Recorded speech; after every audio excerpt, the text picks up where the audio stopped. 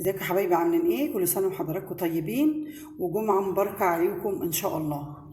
انا هعمل النهارده طاجن لحمه بالبصل. طبعا مش هسوي اللحمه قبلها، انا هحط اللحمه عشان تشرب من البصل والخضار والطماطم اللي انا هحطه فيه.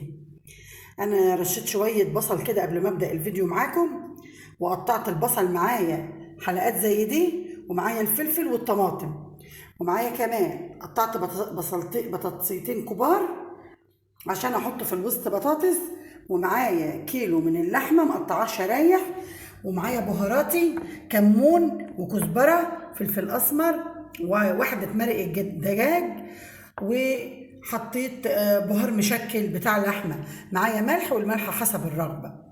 مكونات تانية على السريع: معايا كل لحمه متقطع شرايح، ومعايا 2 بطاطسايه مقطعاهم حلقات، ومعايا كوكتيل خضار بقى، فلفل احمر على فلفل اخضر، عامله البصل شرايح، ومقطعه معايا طماطم. حطيت منهم حاجه بسيطه قوي في الحله، في الطاسه اللي انا هعمل فيها الصينيه، واحط حلقات بسيطه من الطماطم معايا. والطماطم ده عامل مهم جدا جدا في طاجن البصل. ما هكترش في الارضيه طماطم ليه؟ لان انا الحلقات اللي انا هعملها فوق هتبقى معايا فيها الطماطم دي، فعشان ينزل عليها هرص عليها رقه من اللحمه.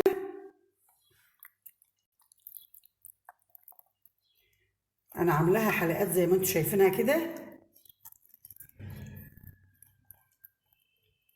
كده. عايزين تقطعوها زي ما انتم عايزين براحتكم كده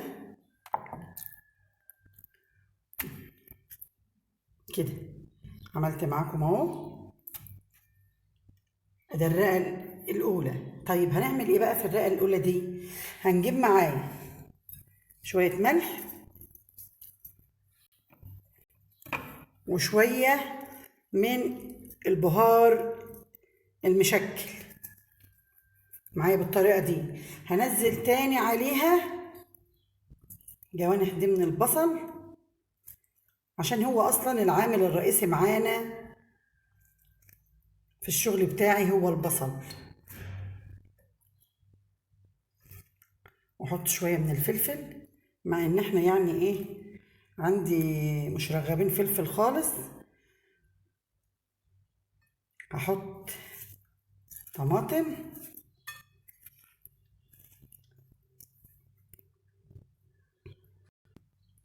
ونسيت اقول لكم معلومه مهمه قوي، نسيت اقول لكم عليها.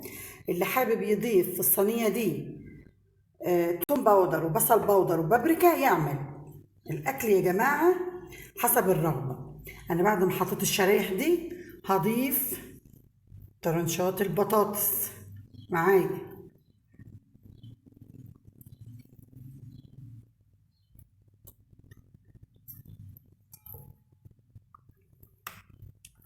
كده معانا.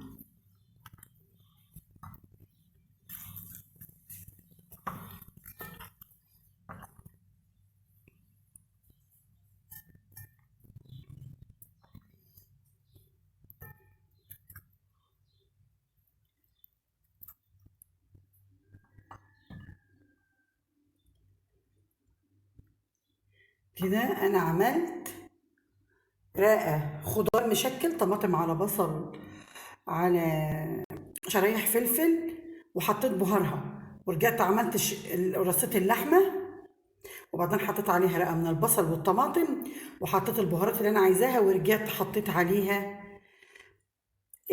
البطاطس. هتبل البطاطس معاكم شويه ملح بصوت خالص،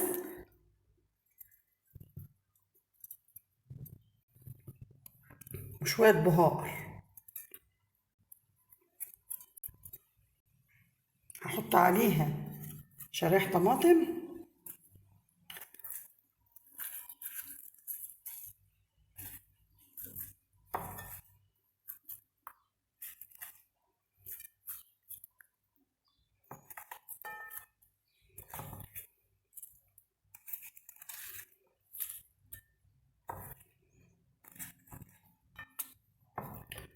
وارجع احط عليها رق بصل.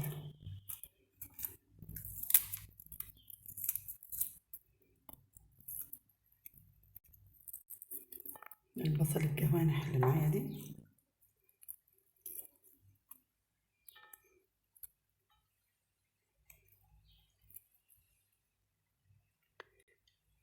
كده. هكمل باقي الصينيه واوريكم في الاخر الحركه الاخيره قبل ما تدخل الفرن شكلها عامل ازاي. يا حبايبي شكلها النهائي. هدخلها الفرن واسيبها ساعتين وبعدين نشوف مع بعض شكلها عامل ازاي في الاخر ان شاء الله. انا طلعتها قدامكم كده ما شاء الله،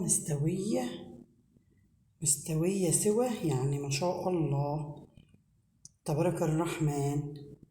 الكاميرا بتاعت التليفون ظلماها خالص، ولو تشوفوا كمان الريحة ولا الطعم انصحكم تجربوها.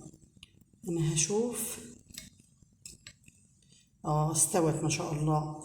الريحة يا جماعة والله جربوها، مش هتندموا ان انتوا عملتوها بالطريقة دي. جربوها وني في ني، وحاجات كلها صحية وما شاء الله. الريحة ما اقولكوش. عايزينها مثلا فيها صلصة عن كده، حطوا عليها شوية صلصة طماطم، عصير طماطم، حطوها معاها وهي هتفرق معاكم في الطعم والشكل واللون. لو انتوا عايزينها حمرا، انا شايفاها معاكم بالشكل ده. والله الريحة والطعم بتاعها انا ضايقاها قبل ما اصور لكم. مفيش اطعم ولا اجمل من كده. انا صورتها لكم كده، مرضتش احمر الوش اكتر من كده، وبعدين يعني كاميرا التليفون ظلمها جدا. ده كان فيديو النهارده بصوره لكم. ان شاء الله باذن الله نعمل مع بعض وصفات جديده. ده اسمه صينيه اللحمه بالبصل. حطيت في وسطها بصلتين ما شاء الله. ده كان الشكل النهائي ليها. اشوفكم في فيديو جديد، وكل سنه وحضراتكم طيبين.